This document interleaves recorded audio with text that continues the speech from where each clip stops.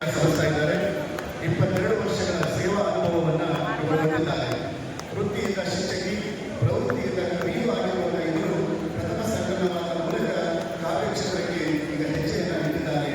ಇವರಿಂದ ಇನ್ನಷ್ಟು ಮತ್ತಷ್ಟು ಉತ್ತಮ ಕೃತಿಗಳು ಸಾಹಿತ್ಯ ಕ್ಷೇತ್ರಕ್ಕೆ ನೀಡಲಿ ಎಂದು ಶುಭವನ್ನ ಈ ಸಂದರ್ಭದಲ್ಲಿ ಹಾರೈಸ್ತಾ ಇದ್ದೇನೆ. ಚೊಚ್ಚಲ ಕೃತಿಗೆ ಒಂದು ಜೋರಾದ ಚಪ್ಪಾಳೆಯಲ್ಲಿ ಮನದ ದೇವಿಗೆ ಕವನ ಸಂಕಲನ ಪ್ರಭಾವತಿ ನಿಮ್ಮನೆಯವರ ಒಂದು ಚೊಚ್ಚಲ ಕೃತಿಗೆ ತಮ್ಮ ಶುಭ ಹಾರೈಕೆ ಕೂಡ ನೀಡಲಿ. ವೇದಿಕೆ ಮೇಲೆ ಬಂದ ಎಲ್ಲ ಅತಿಥಿಗಳು ಇದನ್ನ ಬಿಡುಗಡೆಗೊಳಿಸಿ ಶುಭವನ್ನು ಹಾರೈಸಿದ್ದಾರೆ. ಪೂರ್ವಕತೆಯ ಧನ್ಯವಾದಗಳು ಎಲ್ಲ ಅತಿಥಿಗಳಿಗೆ.